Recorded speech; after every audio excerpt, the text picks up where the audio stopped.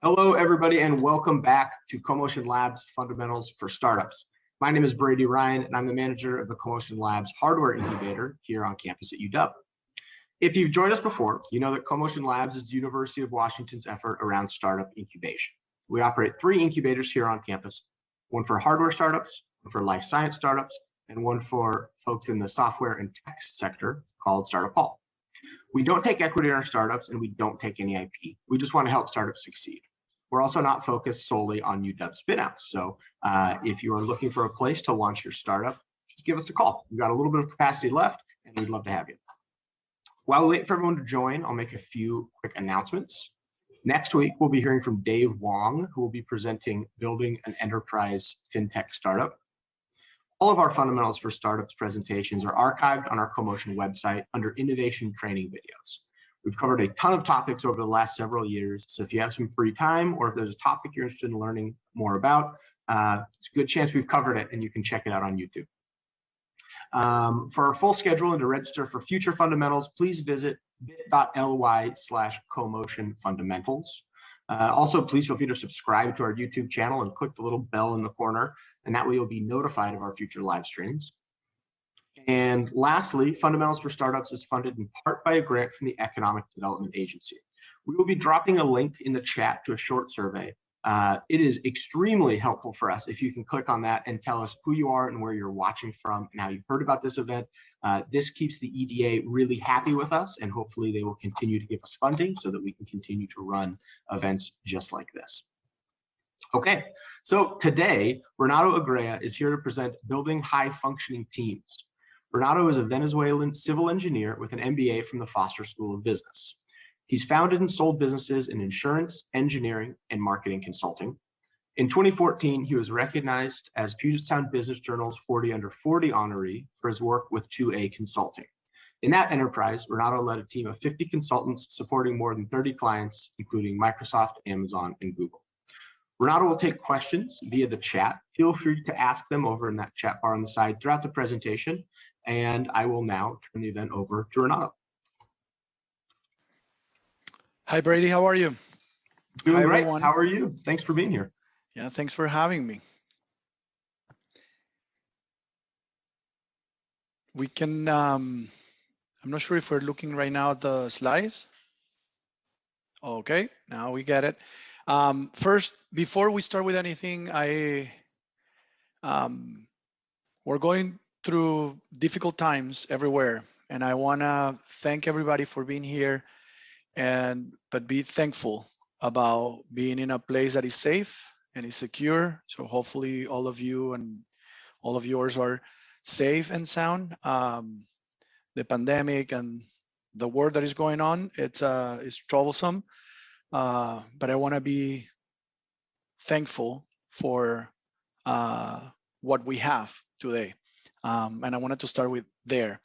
I always like to start with a little bit of context. I don't know who you are, but I'm going to give you a little bit of a flavor of who I am and what I've done. So, as Brady mentioned, I'm a Venezuelan. I'm a father of 2. I moved 19 years ago to the States, to Seattle, actually, to pursue an MBA. Funny story, my first job in the US was, guess where? CoMotion. It was called the Office of Intellectual Property, and I was learning English as a second language. And for me, it was important to interact with a lot of Americans. I ended up applying to many things as a student assistant at the University of Washington, and ended up getting a job at CoMotion. It was, I learned a lot, and it was a lot of fun. So Brady also mentioned I'm a civil engineer, graduated in 2007 from Foster. And since then, I've been doing consulting. I'm a natural connector, and I love to create things. So I'm always excited about these opportunities to talk to people that are building businesses, okay? Okay, so just to give a little bit of a structure of how I'm thinking this conversation will go. Feel free to interrupt at any time, as Brady mentioned, through the chat. I will try to address any questions. There's usually a delay, so don't be afraid. Just I gave carte blanche to Brady to interrupt me at any time, because Venezuelans do that all the time. So I feel like it's only fair. So the way I thought about structuring this conversation today is talking about a concept that most of you are aware of, which is high performance, and then tying it to a new concept, which is the highly functional teams, okay? Then we'll go into the anatomy of highly functional teams, and then what are the elements that you need to have in order for your company to create highly functional teams. Hopefully, my goal is to give you the tools to be able to replicate these or some elements of it in your company. Let's start, and you will see that through the presentation, fun is a common theme. Okay.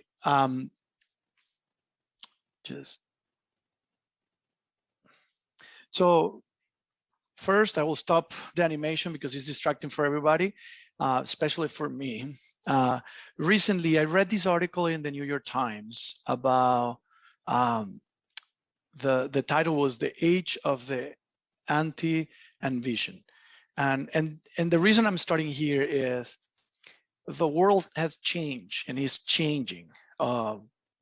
A week ago, we were living a different reality. 2 weeks from now, we don't know where we're going to be. Okay, so it's ever changing. When I started writing this, my focus was the pandemic, because it actually shifted everything in our lives. When you are building a company, you are you have to create an environment where people get excited and build teams and retain them. So the New York Times article had this a very interesting concept of when the pandemic hit, immediately all our jobs became part of two categories, either essential or non-essential. So what happened with that is immediately we all realized that the majority of the things that we were doing that we thought they were essentials were non-essential. So we started questioning the importance of our jobs. That triggered what is known as the Great Resignation. You know, some numbers say that 9 million people left their job back in November 2021, and in total through the pandemic, 40 million people have left actually in the US, which tells you how important it is for you to understand what are the decisions for people to be part of a team. You guys are building, creating businesses that will require recruiting, promoting, motivating, and retaining talent. My goal today, as I said earlier, is to give you some tools so you build your team for this ever-changing world, okay? And I like to call these type of teams highly functional teams. So let's go into what I mean with that. And to start with it, I think an easy way is to compare. High performance team, hopefully you have heard of them. And it's a term broadly used for very competitive industries. I'm a fan of Formula One. I'm not a fan of Ferrari, which is funny because I took that picture, but it's like it's a very clear and dramatic picture. This is a pit lane in a Formula One race. The pit lanes, which is insane what these guys can do, is they can change 4 tires in 2 seconds. This is definitely a high performance team? They have a clear focus on a task and they execute it in a matter of seconds. As you can see, there's people, holding the tires, okay? You look at them, how they're standing up on the kind of rear part of the tire, because as soon as the tires are with the nuts in and locked, that car is going to fly away from there. So high performance teams have a laser focus on the task. What happens when your team does that kind of thing? Usually you create frictions around the team members that hurt the future performance of the team. And I'm sure a lot of you are going to be saying, yeah, Renato, you know what? That's my life. I want my team to perform at speed, at lightning speed and at precision, because we have a very competitive market that we're trying to go to, or we have very, picky customers, or we have a very important mission that we need to accomplish. However, what is the biggest problem with the high performance teams is the collateral damage that they create when they're performing the task, okay? So that's when I think about, okay, the alternative is the highly functional teams. So they will achieve the task in hand, but they are not going to create that unnecessary friction. And let's go and talk a little bit about, now highly functional teams. I think about highly functional teams because they achieve more than the sum of all of their parts. They create greater output to support your company growth. They're capable of achieving great breakthroughs. Highly functional teams are the ones that are disrupting industries, technologies, markets. And as a consequence, they usually create way more than what is expected from them.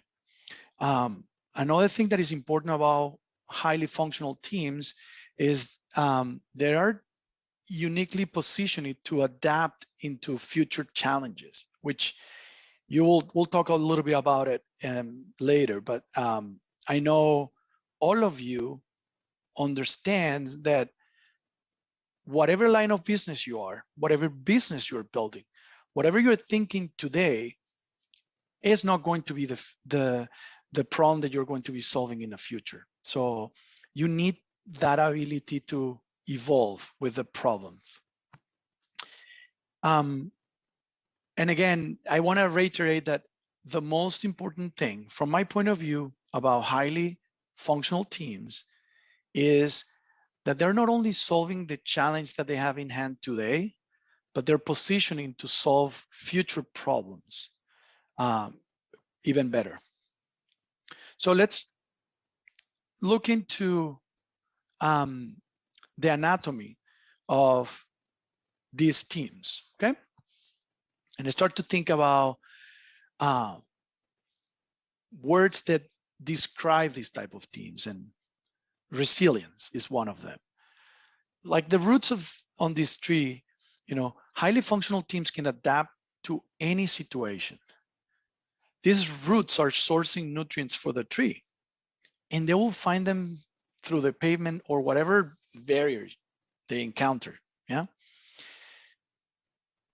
While you promote adaptability and fluidity in the way your company grows, it's always good to keep an eye on the north of the company. So you drive that resilience with that direction, and you evolve with a purpose. Resilience gives an edge to highly functional teams because the problems they're trying to solve today are not the problems they will be needing to solve in the future. And I want to emphasize that. That's key in a highly functional team, that they have that ability to adapt to the future problems that they have. The second element is selflessness. So highly functional teams they have true team players. These teams have people that understand their role and are okay sacrificing for the team. It sounds a bit harsh, okay? So when I said it, it's like, meh. But you know, this happens time and time again. In order for the team to benefit, everybody has to be willing to, at some point, sacrifice. I always think about, you know, leading by example, and selfless is one of those things that I feel like you can talk about it in an organization, but is fully adopted when everybody live by that. And for example, I always, you know, as I mentioned before, I've been doing consulting for almost 15 years. And in consulting, whether I was running my own company or being part of a team, revenue is key. And revenue is brought to you by your customers, the engagements that you have with customers. At all times, I've always been very clear with my teams that if they're having issues with the client, they should be very open to share with me. And it is okay to fire a client. And I think this is an example of, you know, being willing to sacrifice. Most of the time, you're measured by the revenue you're bringing, whether it's your own business or you are part of a larger business. And the selfless part is, in this situation, it's better to fire the client and protect your team than try to keep on serving a client that doesn't respect your team. At that point, you're showing your team the value that you're putting into them. And I think that's, you know, a perfect example of that selfless, that highly functional teams have. Then we go into diversity. Okay, true diversity. It's not only, you know, the color of your skin, your race, your gender. All of those are extremely important, but are easier to recognize. They're in your face. Highly functional teams are diverse in many dimensions. Research has shown that interdisciplinary teams yield more disruptive technologies thanks to the diversity of their thinking. Those teams solve problems from an outside perspective, like a true outside the box, because they are, you know, taking total different approaches to try to solve existing problems. And they get to unlock better solutions. I was recently, you know, listening to a podcast from this African-American astrophysics that it's doing work on dark matter, which is a very complex and very difficult subject. And you know, the interesting part of it is he practiced other disciplines beyond astrophysics. He plays jazz, he does meditation, and then he combines them to approach solving these problems differently. But he got a breakthrough recently when he started including people from different professions in his research. So he is collaborating with a biologist to try to answer some questions regarding black matter. And what is happening is the way he's framing the questions, the way he's framing the hypotheses that he's trying to find answers to, they're changing drastically. And even if they fail, they're trying something that is totally different to what the physics has been trying to do to solve these problems for the last 10, 20, 30 years. And that's the opportunity. So when I talked about highly functional teams being diverse, I'm talking about diversity in this multiple dimensions, similar to the Pollock painting that you see there. It is definitely a flat canvas, but it has a depth and a complexity on the dimensions that you cannot ignore. And that's the idea there. Passion. That one is another one that, by the way, I have to comment on the picture because I was showing this to my 12-year-old kid who went to Philadelphia with me 2-3 years ago, maybe, and round those stairs 3 or 4 times, and he was exhausted. But as soon as he saw it, he started jumping with Rocky's passion. You know, it was rewarding that he actually recognized that, at least for me. So again, going back to highly functional teams, they're passionate about the company's mission, the vision, the business, the customers, the industry, all of those elements that make the company successful. But the most important thing that they're passionate about is the day-to-day work. They come to work and they know they have a place where they're going to be able to excel. They're going to be supported. They're going to be, and that give that drive that highly functional teams have.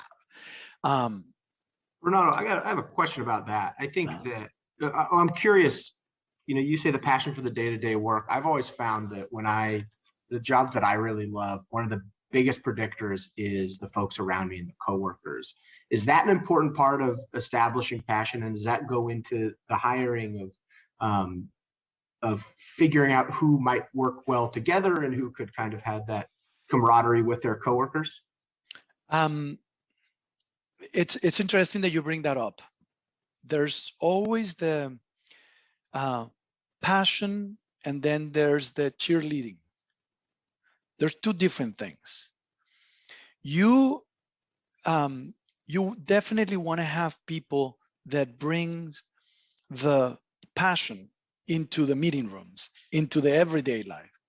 But you also want to acknowledge that there are people that are their passion is not necessarily as vocal as others. And that's when in the previous slide, when I talked about diversity, that is key, because you don't need to have a type A old cheerleading in your team to be successful. You might actually don't want that. Sure. You actually want to have people that honor the fact that they are extroverts and they want to be, cheerleading and talking to everybody but you also want to acknowledge that you want to have people that are introverts and they're a little bit more reserved in the way they drive their passion. Okay, so I think to your answer is you don't want to have a single type of individual. The tendency is, the tendency is going to be you are going to go that direction. So what I'm trying to say here is be aware that we all humans tend to hire for people that behave similar to us. That's who we are. So, but we benefit, all of us, we all benefit more when we have a more diverse environment. Does that make sense? Yeah, absolutely. Good. So I lost my point on passion. I'm just kidding. It's all about Rocky. So that brings us to what I consider the most important of all, fun. Okay, and fun for me is everything. So I put a great deal of value on that word. But I'm not talking about partying and drinking, or again, like, oh, this is, you know, I go into the office and we're all eating candy all day, whatever it is that makes you happy. The fun on functional teams is the true differentiator. And I'm talking about enjoying what you do and sharing it with others. Highly functional teams work hard, but enjoy the process of creating. It makes them very successful because of the fun retrofits the energy of the team and gave them even more energy to create and to disrupt and to enjoy, you know, the process of what we're creating. In consulting, I used to, you know, tell everybody in the company, there's two main things in consulting. One is the process to create the deliverable, which is the asset the client is hiring you for, and the asset, the quality of the asset. Those two things are the ones that you want to control and have the highest quality. Some companies are amazing at creating incredible deliverables, but their process is painful. It's, you know, maybe it's too grueling and grinding. And yes, you can extract all the value from everybody, but at the end of the process, you look back and you said, as a client, oh shoot, I don't want to do that again ever in my life. Yes, it's the best paper that I've created, is the best website that we created, is the best strategy that we have created, but it was so painful to go through that exercise that I don't think is worth it. So the fun part, it's all about that. It's like, how do you make that process as effective as you can, but you enjoy it? And the truth is, it's not having a party at the end of the event. It's the small things. Is how can you have meetings that are fulfilling but enjoyable? And sometimes is lowering your guard and being true to yourself and allowing people to be in your teams to be true to themselves. That sounds a lot like culture, right? We're talking about culture at some point. And you said it's not the party at the end.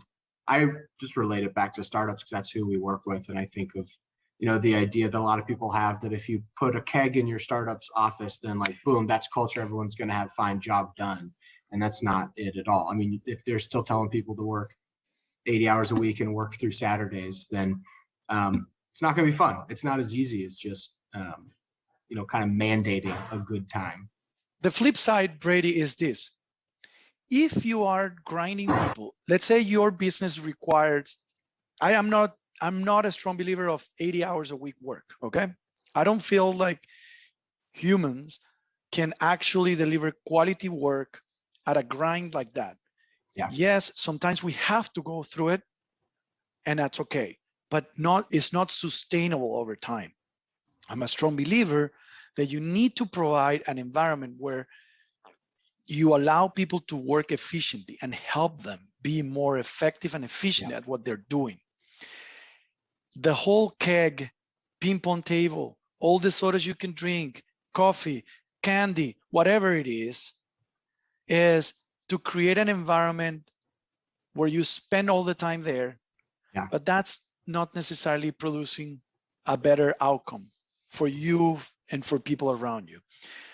It is, the fun here is you can go work 4 hours and then go home and do whatever you need to do with your significant others, your kids, your pet, whatever it is, for an hour or two, and then come back, and then you're a brand new person and you can deliver more. And you excel that energy that is so powerful to people around you. And you see it time and time again.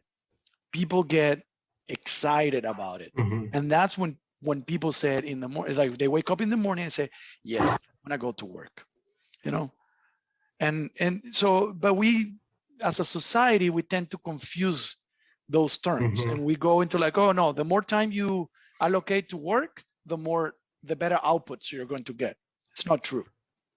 So then what's the learning there? If I'm say a seed stage or series A entrepreneur trying to build fun into the work that my employees are doing, I guess what's that pointed tactical advice you'd give them? For that specific one, I feel like it has to be real. Okay. Mm-hmm. So you need to honor who you are as a leader to be able to create an environment that is real for everybody to be able to have fun. And in some cases is, as a leader, acknowledge that what fun means to you is very different than what fun might mean to other people. So Sure. acknowledge that there's differences on that. And I'm going to give you an example. I worked with someone. I was a leader in a company. I wasn't the owner of the company at that time. And this person was a consultant, super smart, capable. I'm trying to make it not gender specific, that one I give, but it's like, and this consultant came to me once and said, Renato, what is the company doing this all the time, these happy hour things? I don't enjoy drinking. Without making any assumptions, that person never enjoyed social drinking. And we were disrespectful about how that person relate to fun. But that consultant brought some other elements of activities, outdoor activities that can be done without drinking. And they were fun too. And those are the kind of things that I feel like as a leader, you have to be aware. And of course, understand it's like, yeah, I have a company of 500 people. You're never going to be able to please everyone, but at least acknowledge that there's different needs. Act on them too, or communicate to your teams why you cannot accommodate everything. I think people, once you acknowledge that the differences of how you create that fun environment, most of the employees or the team members appreciate you even more. And I think that's the idea there. We got it a little bit into ahead of it, but thanks for the questions. And Sure. now I'm thinking about the elements to create a highly functional team. When we talked about how those teams look like, but all of you are creating a business. So I think about your business is a piece of land that you are preparing to grow a crop, okay? So here's some elements I will recommend you include while preparing your land to organically create a highly functional team. And one principal element, and I think all of these are interconnected actually, it's over-communicate. The over-communication, when you create an environment where there's over-communication, you remove assumptions. So there's more clarity into what is expected from everybody. There's more commitment from everyone. There's more transparency and understanding of what needs to happen. Again, one of the biggest things right now for everyone is retention of people. Why? Because usually employees, they don't feel value, or there's usually these elements that are not within. When you over communicate, you understand really what the employees need in order for you to fulfill. I'm not saying you have to fulfill all the needs, because it's impossible, but at least acknowledge that there are needs that are going to be met and not, and help those that are not enjoying being part of your your exercise of creating this piece of land and growing things, if they're not enjoying that, help them make that decision to leave earlier. So, by over communicating, that accelerates a little bit that, because everybody understands really what the expectations are. Another key thing is celebrating success. I know everybody's, it's like, celebration. It's funny, but celebrating success is such an important thing, and it's not done properly. It's not, we closed this deal. That's one kind of success, money. Sometimes success is how you handle a failure and how the team, someone in the team maybe raise their hand and say, hey, I fell on this, I need help.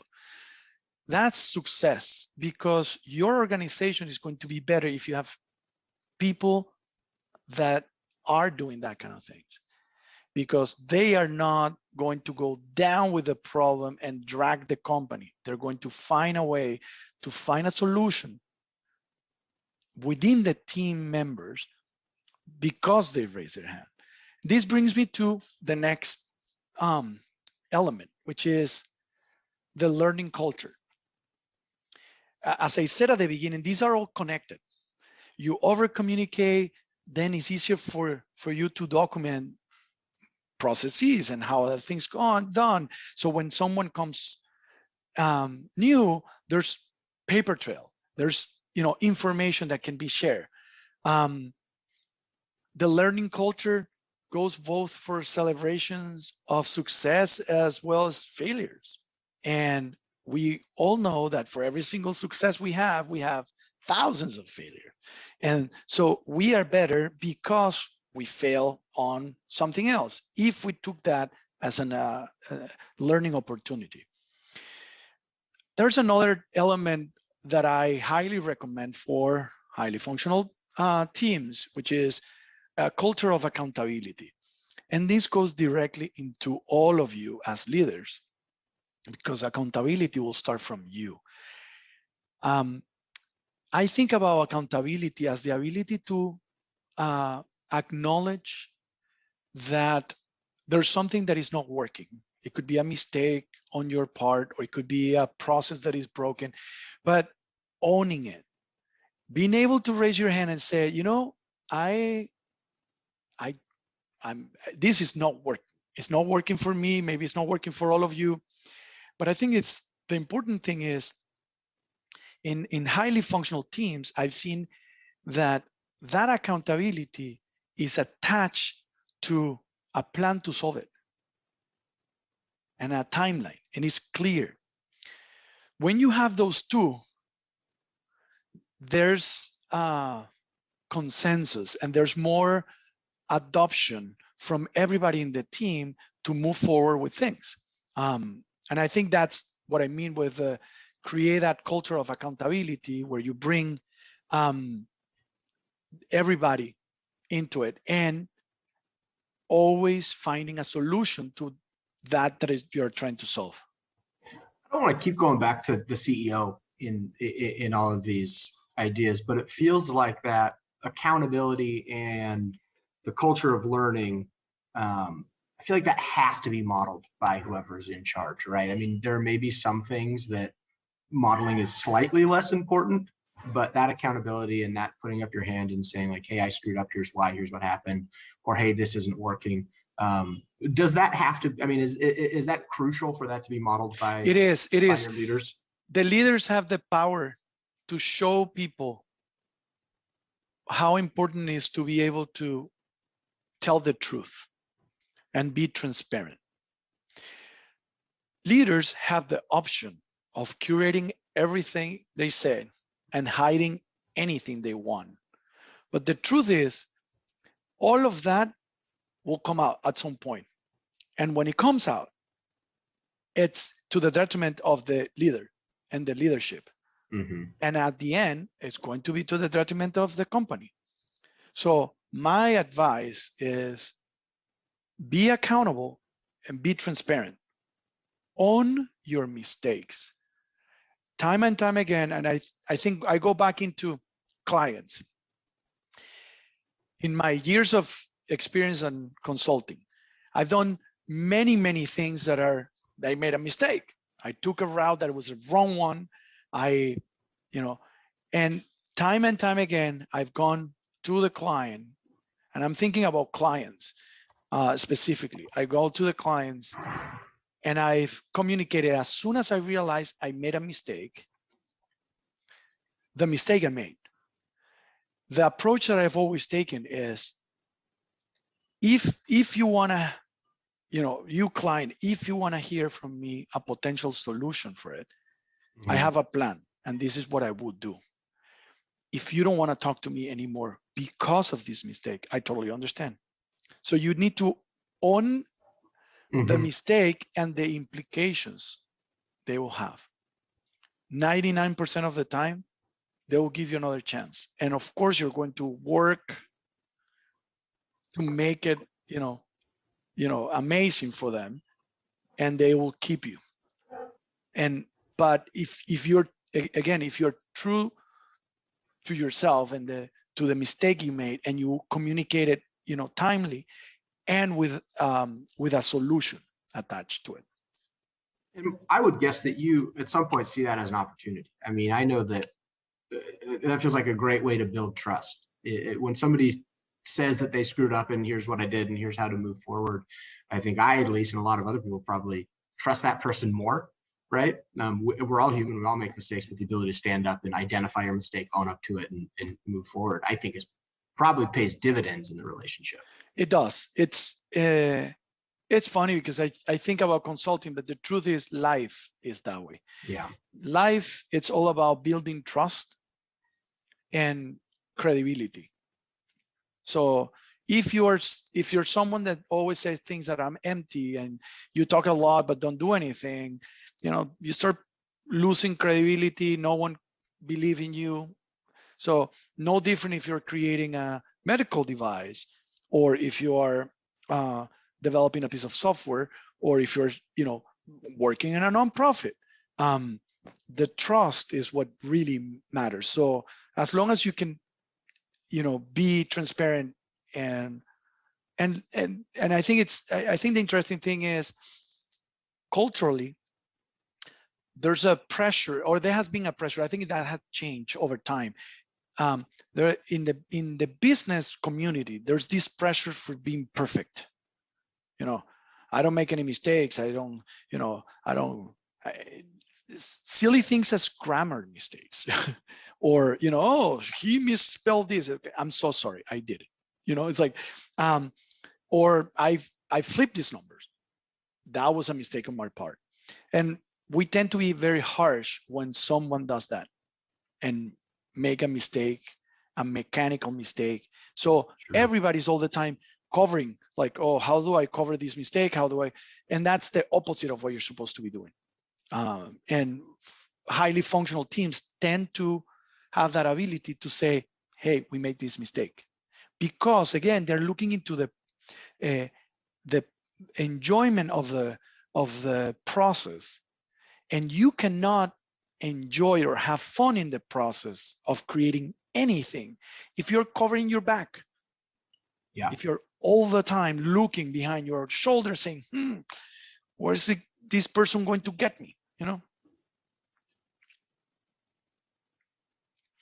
The last element is proper planning. And as a leader, again, it's extremely important that you give guidance into people. When you look at the picture of this guy, maybe in India, farming the land, if you don't tell people how far is the land, what is the plot that we're going, you create a mess into, people allocating efforts in places that are not supposed to, be allocated, and creating waste. And people immediately feel that you are, not trusting them, or that you are not valuing what they're doing.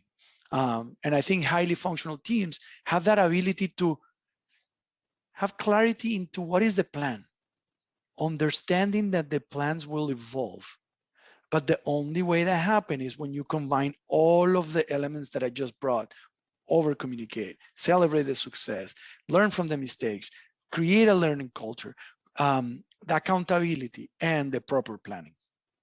That's, in my opinion, what you should consider now that you all are creating these businesses. And the last thing, is I feel like this picture. You cannot hesitate. Know what you're getting into it and do it, because these kind of things you cannot fake them. From a leadership point of view, you cannot do halfways of it. Mm-hmm. If you really want to build a team that creates disruptive things and enjoys the road, the journey to get to those things, you have to commit. You have to commit to diversity. You have to commit to the fun. You have to commit to resilience. You have to commit. As a leader, you are going to show them what you mean with those words. And that's what I have. That's great. That was perfect. Thank you. I would want to, well, first of all, everybody, Q&A time. So if there's any questions from folks watching, throw that in the chat and we'll get to those. Renato, I'd like to challenge you to think about a company you've worked with that was very highly functioning. So one that, like, the platonic ideal in your mind of, man, they nailed it. And I'd love to hear if there's any little tactical functional things to take away. Like they had 5 minutes at every staff meeting to talk about who screwed up and how, or is there anything like that? And it's going to be different, and not everything's going to work for everybody, but just to kind of get the wheels turning for folks. Yeah. So couple of things. The last company, so 2A Consulting, I started 9 years ago, ended up selling to my partners. And that's a perfect example. So started that company by myself. First year I had 3 people. Second year, blah, blah, blah. I grew very fast, ended up having 50 something, almost 60 consultants. This is something that evolves over time.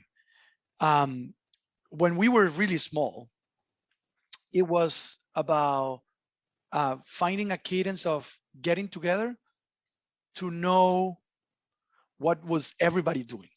Sure. This is consulting, so everybody's doing their own gigs. And now the more we grew, which is maybe where you were going, Brady, which is we had a team meeting, and the team meeting, the first 10, 15 minutes were used to share sometimes wins and losses from the previous week.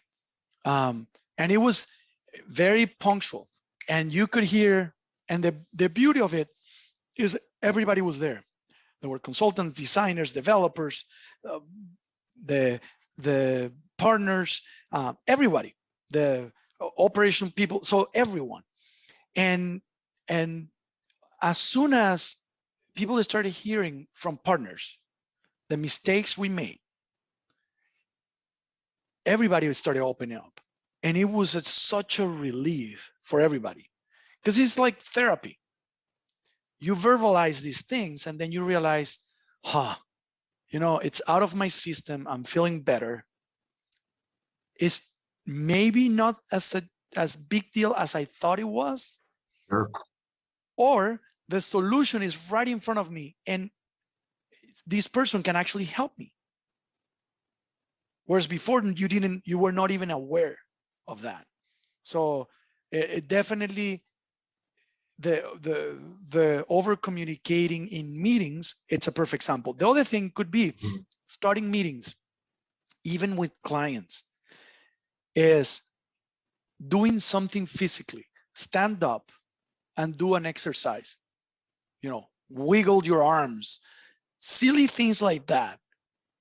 Change how everybody share their information, because you are not in this posture of, I am playing the business person. So yeah. You break those, how do you say that? preset formats that everybody has, that when I'm walking into the client's office, I'm like 100% business. The truth is that we're all humans. So I think it's important to have that relaxed approach a little bit. Yeah, that feels like something you kind of keep going back to is that humanization, right? And one of the ways we do that is by admitting when we screw up. One of those, it sounds like, is kind of snapping out of those like hyper professional stances. I like that a lot. The terrifying question from the audience for me, because it's from my boss. She says, what's the process of letting go of a person that's not a good fit for the team? It's funny that you say that, because every time I'm creating something, I think about a sandbox or the piece of farmland that I have, and I'm going to be creating something in this limited space. It's a finite area, and I am going to be successful when we create what we create, or the people creating outgrow the space that we have, and that's when they leave, and they outgrow for many reasons.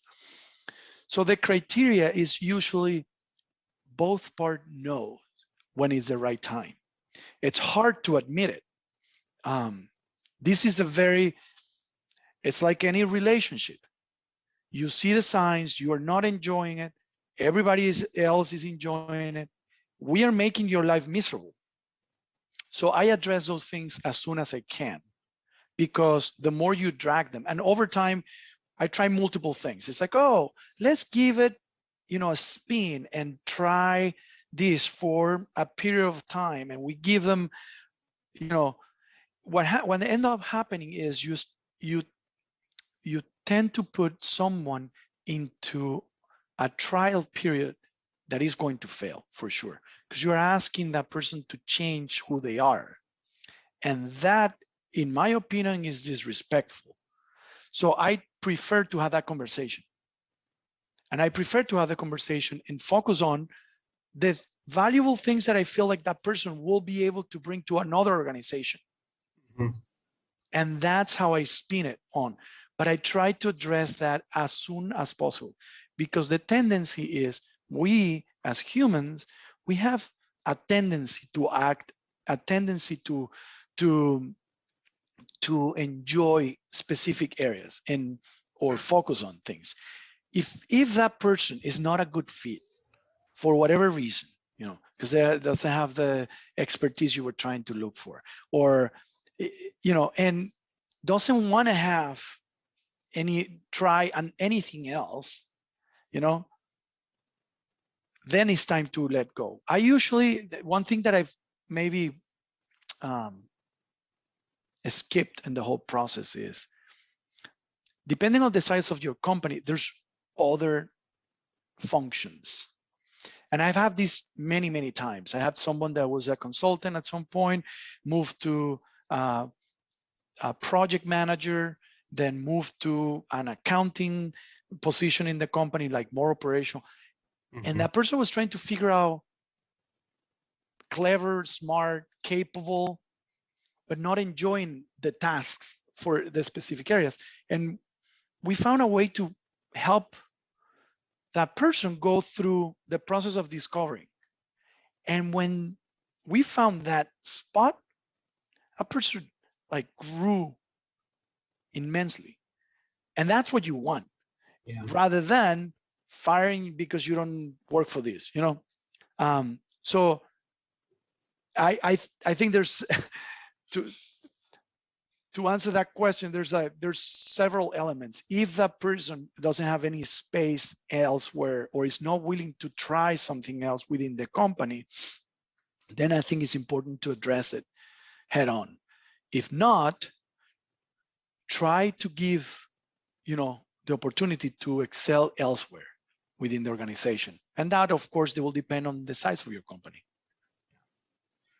We have a question from Marco Micheletti from Fresh Consulting, an alumni presenter of this program from I know him too. From a while ago. Oh, perfect.